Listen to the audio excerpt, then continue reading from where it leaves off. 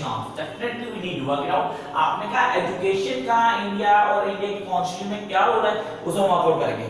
ये video class specially generally those are working for BEd, definitely CTET और the other courses, उनके लिए। आपने बोला सर लॉ को समझना है, हमने क्या करना है, हमने लीगल कानून के बारे में जानना है। आज इसलिए हम डिस्कस करेंगे कि कौन से एक्ट हैं जो एजुकेशन व्यू को वर्कआउट करते हैं। हाँ जी, कौन से एक्ट हैं ऐसे। We have the 7 provisions to work out for the education norms of according to Indian constitution. अच्छा, इंडियन कॉन्स्टिट्यूशन के अकॉर्डिंग हमारे पास कौन सी चीजें हैं जिनको हम डील कर सकते हैं और जिन्हें हमें क्लियर करना है। Now how to work it out, clear करेंगे बिगिनिंग से टिल द लास्ट।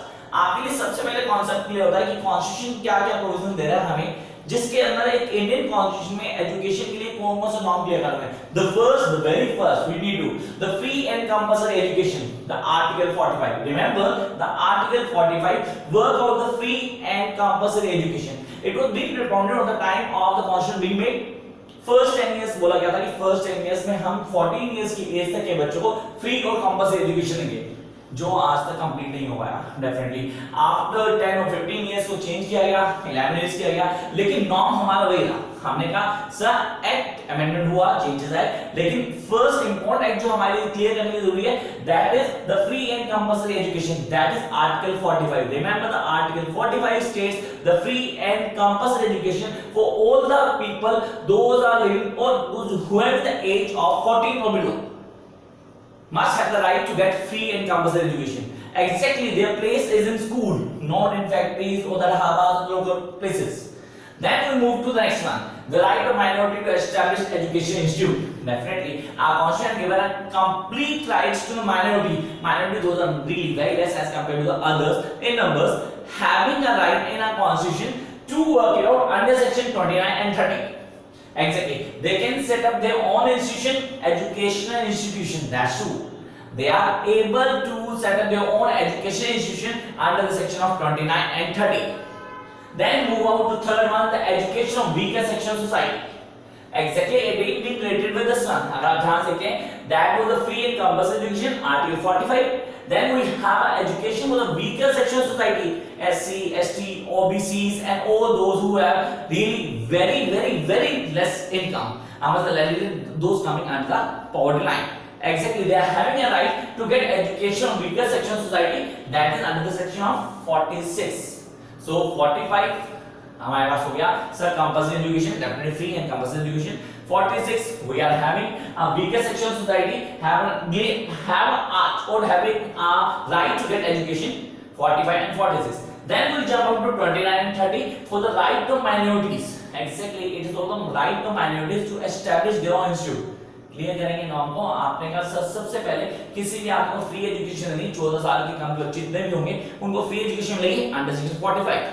देन हम जंप करेंगे 29 to 30, जिसके अंदर हमें बताया जाएगा कि किसी माइनॉरिटी को इंडियन कॉन्स्टिट्यूशन के अकॉर्डिंग ये राइट दिया गया कि वो अपना एजुकेशन इंस्टीट्यूट शुरू कर सकते हैं, या they can start their own education institute under section 29 and 30. Then we'll move up to the third point, that is education for weaker section of society. Yeah, that is education for weaker section of society, Article 46. Then jump up the next one, the religious instruction in education institute. I repeat, the religious instruction in education institute.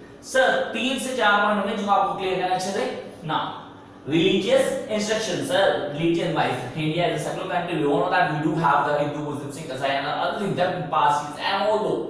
तो उसके लिए एक constitution norm है, जिस norm को हमें clear करना है। आपने कहा sir religious instruction in education institute, number 1 article 26 state every religion have a right to establish and maintain institute for religious and charitable purposes.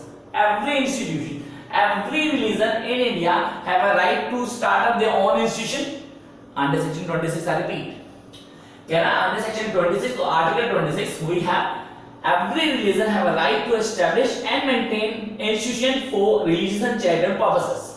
Number 1. Number 2, 28 1, article 21 section 1, जिसके अंदर ऐसा कहता है it prohibits religious instruction in any education institute. से profit करता है, रोकता है, ये क्या कहता है, रोकता है किसी भी एजुकेशन इंस्टीट्यूट में किसी भी रिलीजियस एक्टिविटी को, अगर वो पूरी तरह से ऑन है स्टेट, अगर स्टेट पूरी तरह से ऑन करते हो तो वहां पे किसी तरह की रिलीजियस एक्टिविटी नहीं हो सकती। because it's not belonging to one religion. State owned it means it is secular, complete secular. लेकिन इसी का आर्टिकल 28 अमेंडमेंट सेकंड में इसमें क्या हो जाएगा हमारे पास, वो कोई भी क्लॉज 28(1) का था उसमें अप्लाई नहीं होगा अगर वो इंस्टीट्यूट सेट हुआ है under any trust. I repeat, अगर वो इंस्टीट्यूट किसी भी ट्रस्ट के अंदर एस्टैब्लिश हुआ है तो वहां रिलीजियस नॉर्म्स होंगे। आपने कहा 28(2) it means nothing clause 1 apply if the institute established under any trust that want the religious practice to be performed. So आपने पहले क्लियर 28(1) हमारा क्या कहा था, वो कह रहा था कि अगर स्टेट उसको पूरा ऑन करती है तो किसी तरह रिलीजियस प्रैक्टिस नहीं होगी। लेकिन उसी के अगेंस्ट 28(2) क्या बोल रहा है कि अगर स्टेट पूरा ऑन भी कर रहा है लेकिन उसको जो एस्टैब्लिश करने के लिए किसी ट्रस्ट ने with the purpose to establish religious norms, तो वहां पे ऐसा कुछ भी हो सकता है। Is that clear? Then jump up to next one, that is 22. Nothing in the clause, sir. 23 भी है, I must tell you that. There is a 28(3)(2) the article and section 3 जिसमें हमारे क्या बोला गया, कोई भी नॉर्म अगर कोई भी आर्टिकल कोई भी इंस्टीट्यूशन एजुकेशन इंस्टीट्यूट चल रहा है जहां पे कोई भी आदमी डेफिनेटली कोई भी minor with the consent of their parent deal करता है with the consent of their parents तो उसे डील करने जाएगा, नहीं तो वहां नहीं जा सकता।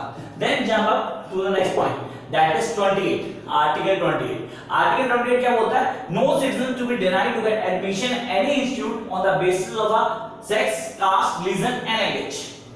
सर आप ये कर चुके हैं अभी तक, आपने सबसे पहले 45 को पढ़ा था जिस 45 में आपने देखा फ्री एजुकेशन मिली थी आपको, नंबर 2 उसके अंदर 29 और 30 पे आए जिसके अंदर आपको बोला गया कि किसी भी तरह से हम क्या करेंगे, हमें माइनॉरिटी को किसी भी एजुकेशन इंस्टीट्यूट सेटअप करने का राइट देंगे। ओके, आर्टिकल 46 पे है, आर्टिकल 46 में आपको क्या बताया, आपको बताया कि जितने non free and compulsory education 45 था वही हमने वीकर सेक्शन सोसाइटी को फ्री एजुकेशन राइट दिया, the education weaker section society, article 46। Then आपने कहा religious instruction, exactly the religious instruction come under 26 to 28। 26 में आपको रिलीजियस इंस्ट्रक्शन बताया हम क्या करते हैं, every religion have a right to establish, किसी भी रिलीजन को अधिकार होता है कि वो अपना एजुकेशन इंस्टीट्यूट खोल सकते हैं और उसमें अपनी प्रैक्टिसेस कर सकते हैं। Then we move on to 28(1) जिसके अंदर आपने देखा कि किसी भी इंस्टीट्यूट जो भी पूरी तरह से ऑन किया है गवर्नमेंट सेक्टर से किसी भी तरह का कोई भी निजी एक्टिविटी नहीं परफॉर्म की जाएगी। लेकिन उसी का एक नाम आया 22 के अंदर आपको बताया गया अगर वो इंस्टीट्यूट एस्टैब्लिश किया जाता है किसी ट्रस्ट के through, that institute been established through a trust, तो उसमें साइन ऑन परफॉर्म किए जाएंगे। Then we will move out to 28 के अकॉर्डिंग हम इंडिया के अंदर किसी भी कॉलेज या किसी भी इंस्टीट्यूट या किसी भी एजुकेशन इंस्टीट्यूट में on the basis of caste, sex, religion किसी को एडमिशन के लिए डिनाई नहीं कर सकते। That is for 28, 1, 2 and 28. Move out to the next one, that is instruction in mother tongue. Yeah, that is given in our institution. India is a free land of different languages, so we do have a mother tongue too. Hindi is a mother tongue, so that is not a Hindi only. Now आपको deal किया गया Hindi is a mother tongue, लेकिन constitution में उसके provision दिया गया the instruction in mother tongue. All the instructions are to be done in mother tongue. That is article 38. Make sure it does not be provided कि Hindi mother tongue होगी on the time of the constitution being made. तो पहले के लिए सारे instruction हमारी mother tongue में जाएगी, that is under article 30A. Then we will work it out the promotion of Hindi. Constitution ने प्रमोशन हिंदी के लिए नाम दिया जिसमें बोला गया under section article 351 I repeat, promotion Hindi stands for article 351 जिसके अंदर अकॉर्डिंग टू कॉन्स्टिट्यूशन इंडिया की हर स्टेट में हिंदी को कंपल्सरी किया जाएगा, जिसमें लोगों को उसमें डील करना बताया जाएगा कैसे हम उसको और ज्यादा प्रमोट कर सकते हैं। And then jump up to the women education. Sir women education two norms हैं, article 15B where everyone have a right to get education, a free education till the age of 15, yeah, at every part of the country. And then we have article 15(1) where we cannot discriminate women on the basis of sex to get admission in any other education institution. So we have 7 steps to work out the provisions of education in Indian Constitution. Be kept in mind that this is something we need to work it out. For example, you all don't have an exam or be preparing for something.